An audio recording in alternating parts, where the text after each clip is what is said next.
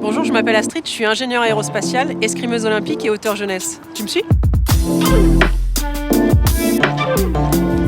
Hello Astrid, Hello. t'es astronaute? J'aurais rêvé d'être astronaute, mais j'ai choisi de construire des fusées suffisamment puissantes pour s'extraire de la gravité terrestre et suffisamment précises pour mettre en orbite un satellite autour de la Terre. Ça doit être difficile de rentrer dans le milieu de l'aérospatial. Alors ça demande des études poussées, mais c'est accessible à tous ceux qui le souhaitent parce que c'est avant tout un métier de passionné.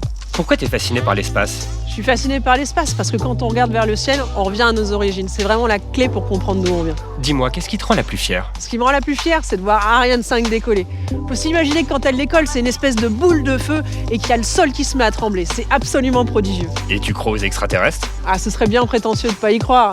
Faut savoir qu'il y a autant d'étoiles que de grains de sable sur Terre. Il y a plus de 4000 exoplanètes qui sont potentiellement habitables. Ça m'étonnerait qu'on soit les seuls et l'unique. Tu vises les étoiles? C'est Ariane 5 et les sondes d'exploration qui visent les étoiles.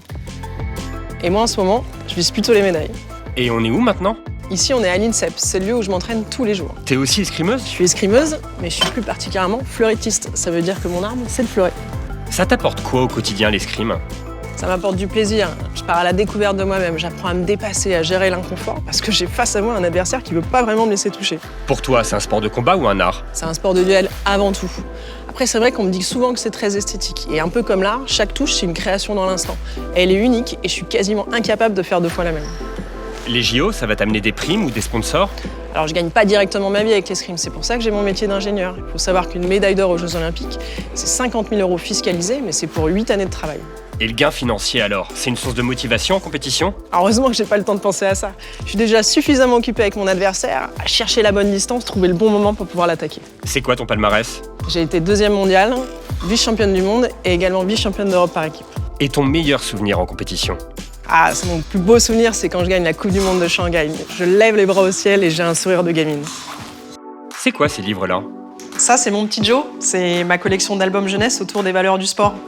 C'est une collection que j'ai imaginée et écrite en collaboration avec mon illustrateur Olivier Loyen. Et tu racontes quel genre d'histoire? C'est l'histoire du petit Joe, Joe pour Jeux Olympiques. À chaque fois, il va rencontrer un enfant de son âge qui deviendra 20 ans plus tard un grand champion français. Au travers de cette rencontre, il va découvrir un sport, mais également les valeurs de ce sport. À chaque fois, il y a une thématique de développement personnel. Typiquement, ici, Joe rencontre Nathalie Péchala au patinage et il va apprendre à mieux gérer ses émotions. Elle vient d'où ton inspiration? Mon inspiration, elle me vient directement de mon expérience d'athlète. Et puis également de cette petite part enfantine que j'ai gardée bien précieusement au fond de moi. Et ça t'apporte quoi, personnellement et financièrement? Alors, je suis pas auteur pour avoir une source de revenus complémentaire. Au départ, j'ai commencé à écrire pour ma nièce. Et puis depuis, c'est devenu ma bulle d'air, une récréation, un hobby comme certains iraient au cinéma ou iraient voir une exposition. Mais comment tu fais pour concilier toutes tes activités? Il faut savoir prioriser et parfois, il faut aussi savoir dire non. La clé, c'est de pas tout faire en même temps. Moi, je fonctionne en cycle olympique et j'étale toutes mes activités sur 4 années. Tu serais capable de choisir entre escrime, ingénieur et auteur? Bon, c'est impossible de choisir. C'est comme si tu me demandais de me couper une jambe. Et tu pourrais avoir une 4e vie? J'espère même avoir encore 100 vies, mais ce que je voudrais prochainement, c'est devenir maman.